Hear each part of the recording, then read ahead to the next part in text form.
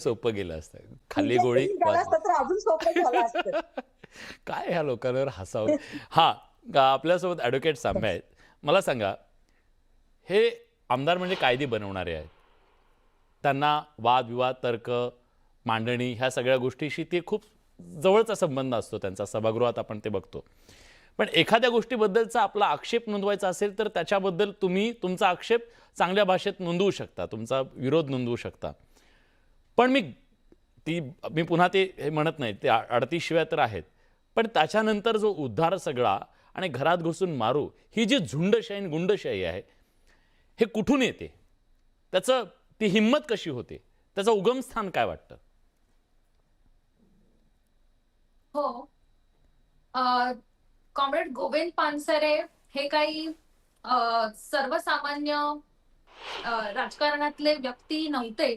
हं, समाज प्रबोधनासाठी त्यांनी लिखाण केलेलं आहे. त्यांचं आयुष्य झोकून दिलेलं होतं आणि म्हणून कॉम्रेड गोविंद पानसरे असतील किंवा नरेंद्र दाभोळकर असतील, ह्यांचे विचार पसरवून द्यायचे नाहीत समाजात, हा हेतू ठेवून त्यांचा खून करण्यात आलेला आहे महाराष्ट्रामध्ये आणि गोळ्या झाडून खून करण्यात आलेला आहे. त्यांचे मारेकरी हे सरकार अजून पकडू शकलेलं नाहीये. त्यांना शिक्षा करू शकलेलं नाहीये आणि त्यांचे जे हाल केले, तेच हां. हाल कॉम्रेड प्रशांत अंबिल तुझे आम्ही करू, घरात घुसून तुला मारू, पानसरेंचं काय झालं हे तू लक्षात घे, हे तुझ्यासोबत आम्ही करू, असं ते म्हणतात. त्यावेळेस मला त्यांना एकच म्हणायचंय, की तुम्ही गोळ्या झाडून खून केलेत, पण त्यांचा विचार तुम्ही मारू शकत नाही.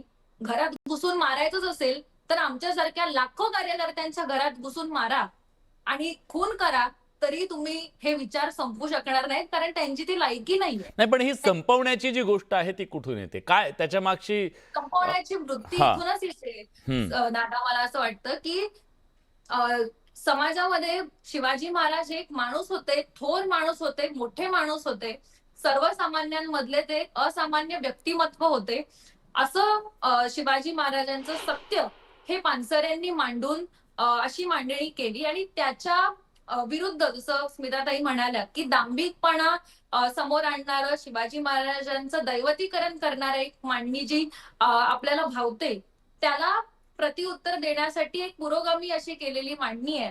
म्हणून ती कुठेतरी खटकते आणि असं केलेलं आहे.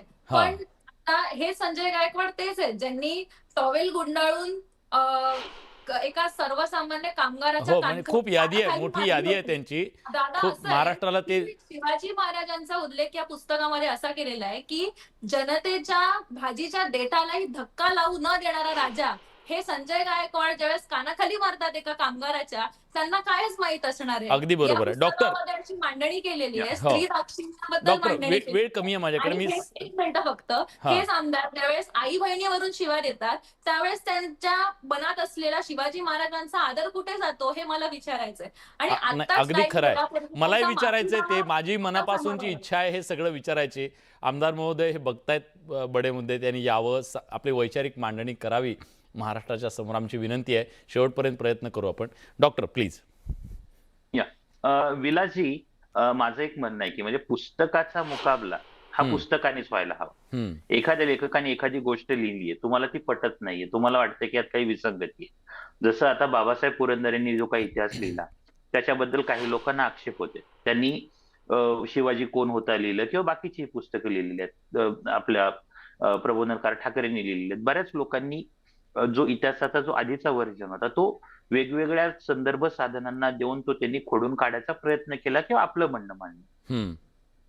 पुस्तक ही ज्ञानाची गोष्ट आहे, विद्येची गोष्ट आहे आणि तो अभ्यासातून येणारी गोष्ट आहे. हां. तुम्ही इतिहासा संदर्भात बोलत असाल तर तुम्ही रेफरन्सला धरून बोला, अभ्यास करून बोला आणि सभ्य शब्दात बोला. तुम्हाला वाटतंय शिवाजी कोण होत्या पुस्तकात काही चुका आहेत? उद्या हिंदू राष्ट्र समितीचे कार्यकर्ते तिथं आंदोलन करणार. तर मी म्हणतो तुम्ही आंदोलन करण्यापेक्षा ना, तुम्ही एक काम करा, तुम्ही पुस्तक वाचा. त्यात तुम्हाला काय-काय गोष्टी चुकीच्या वाटतायत, त्याला हां. रेफरन्स द्या तुम्ही, की हे असं चुकीचं आहे, याला रेफरन्स नाही किंवा हे संदर्भविहीन अर्थ आहे, आमचं म्हणणं हे आहे.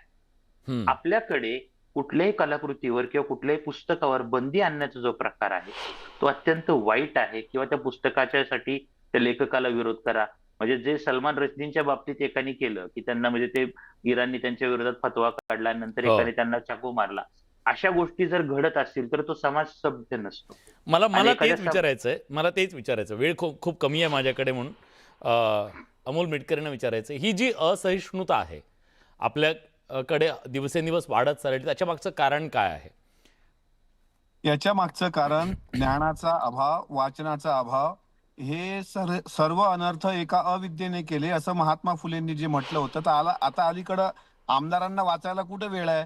आमदार वाचतात किती रुपयाचं टेंडर आणायचं, किती कोटीचं टेंडर आणायचं, कुठून कुठं पैसे काढायचे, ही साधारणपणे आमदारांची पॉलिसी ठरलेली असते. त्याला मी पण अपवाद नाही, मी काही फार शहाणा आहे असं म्हणत नाही. इथे राजकीय विश्लेषक विनय काटे सर असतील, शिवव्याख्याते प्रशांत देशमुख साहेब आहेत, स्मिताताई आहेत आणि साम्या पण आहे. मी माझ्या घरात सुद्धा शिवाजी महाराजांचा फोटो जसा आहे तसा संजय गायकवाड साहेबांच्या ऑफिसमध्ये मोठा फोटो शिवाजी महाराजांचा आहे, मोठा, अगदी राज्याभिषेकाचा. या पानसरे सरांच्या 21 नंबरच्या पानावरचं एक 2 ओळी वाचून दाखवतो. ते हा. असं म्हणतात, त्या सर्वांच्या घरात म्हणजे आम्ही राजकीय लोकांच्या हा. आणि ऑफिसात शिवाजी महाराजांचा फोटो लावलेला असतो हा. आणि हे शिवाजी महाराजांचा जय जयकार करीतच असतात. शिवाजी पासून हे काय शिकले, यांचा शिवाजी कोणता, खरा शिवाजी कोणता, रयतेच्या भाजीच्या देठालाही हात न लावण्याची शिवाजीची सक्त आज्ञा यांना सांगावी की नको, आणि स्वराज्य संरक्षणाच्या कार्यासाठी सुद्धा रयतेला जाच होऊ नये म्हणून हा राजा कमालीची काळजी घेताना दिसतो, असं आदरार्थी लिहिताना ही लोक एकीकडे फोटो लावायचं आणि दुसरीकडे मात्र शिवाजी महाराजांच्या विरोधात काम करायचं. हा एक भाग.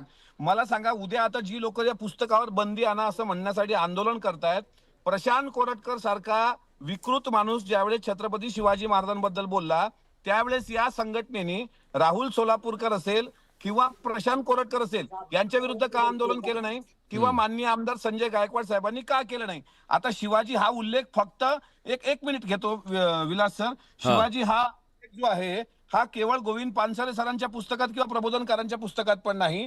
डॉक्टर बाबासाहेब आंबेडकर लेखन आणि भाषणे खंड 20 पान क्रमांक 160 यावर बाबासाहेब आंबेडकरांनी 27 सप्टेंबर 1929 बहिष्कृत भारत मध्ये जो लेख लिहिला, त्यामध्ये सुद्धा शिवाजी महाराजांच्या बाबतीत उल्लेख आहे. आणि एकेरी उल्लेखाचा उल्लेख डॉक्टर बाबासाहेब आंबेडकर लेखन आणि भाषणे खंड 18 पान क्रमांक 3 याच्यावर सुद्धा स्वतः बाबासाहेब म्हणतात, शेवटी शिवाजीने सांगितले काय करायचं असेल ते तुम्हीच करा. मोरोपंत पिंगळे हा मुख्य प्रधान होता, त्याने शिवाजीची बेइज्जती केली. शेवटी बाळाजी आवजी हा राजपुतान्याकडे गेला, येथे त्याने शिवाजीची वंशावळी तयार केली. म्हणजे बऱ्याच ठिकाणी शिवाजी हा एकेरी उल्लेख आहे. याचा अर्थ डॉक्टर बाबासाहेब आंबेडकरांनी छत्रपती शिवरायांचा अवमान केला किंवा त्यांनी त्यांचा उपमर्द केला असं होत नाही. मुळामध्ये ही प्रवृत्ती जी माणसामध्ये येते, तर डोक्यामध्ये जर वाचनाचा विचार असेल, वाचाल तर वाचाल हे मामा देशमुख आम्हाला सांगत होते.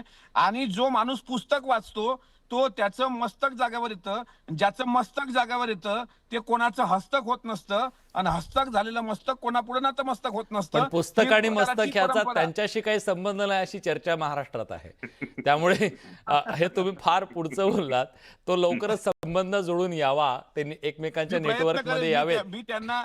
मी त्यांना ह्या पुस्तकाच्या प्रती पाठवणार आहे. दगलबाज शिवाजी जे स्वतः प्रबोधनकार ठाकरेंनी लिहिलेलं पुस्तक आहे, आणि डॉक्टर बाबासाहेब आंबेडकरांनी महात्मा ज्योतिराव फुलेंनी लिहिलेलं पुस्तक, आणि पानसरे सरांचं त्यांनी वाचू नये. अर्थातच त्यांना फार राग आहे पानसरे सरांबद्दल, तर त्यांनी वाचू नये. दाभोळकरांची पुस्तकं त्यांनी वाचू नये. ते फक्त मारू शकतात. मात्र प्रबोधनकार ठाकरेंचं तर वाचाल ना, बाळासाहेब ठाकरेंच्या वडिलांचं जर वाचाल ना. मी स्वतः पाठवतोय. माझा बुलढाणा जिल्हा त्यांच्या वेशीवरच जिल्हा आहे. त्यांच्या बुलढाणा शहरामध्ये बरोबर, ते लवकर तुमच्या संपर्कात येऊ, पुस्तकांच्या संपर्कात येऊ. ते काही पूर्ण कार्यक्रम होईपर्यंत आमच्या संपर्कात येऊ शकले नाहीत, पण यायला पाहिजे होतं आमदार महोदय. आज तुम्ही महाराष्ट्राला सांगायला हवं होतं. ही अपेक्षा मात्र अधुरी राहिली. पण आज या चर्चेत आपण सगळेजण आलात, आपली भूमिका मांडली. या महाराष्ट्राच्या समोर महाराष्ट्राचा विवेकी जो आवाज आहे ना, सामान्य माणसाचा जो आवाज आहे ना, त्याला हे आवडत नाही. तो अशा गोष्टींना, कुठल्याही विचारधारेचा असू द्या, डाव्या उजव्या कुठल्याही विचारधारेचा, त्याला असला अरोगन्स आवडत नाही. कारण हा महाराष्ट्र असा नाही आहे, आणि या महाराष्ट्राच्या ह्या संपूर्ण प्रकृतीला हे मानवणारं पण. त्यामुळे वेळीच सावध झाले. ठीक आहे, पक्ष काय कारवाई करतो बघू, कायदेशीर कारवाई होत राहील. पण महाराष्ट्रानं मेसेज दिलाय सोशल मीडियावर त्यांचा यथेच्छ समाचार घेऊन. आज जेव्हा आपण हा प्रश्न विचारला की त्यांच्यावरती बेताल संजय गायकवाड यांच्यावरती पक्षानं कारवाई करायला हवी का, तर बघा प्रेक्षकांचं काय म्हणणं आहे. 92% लोक म्हणतात होय कारवाई करायला हवी. या पक्षाला मेसेज आहे.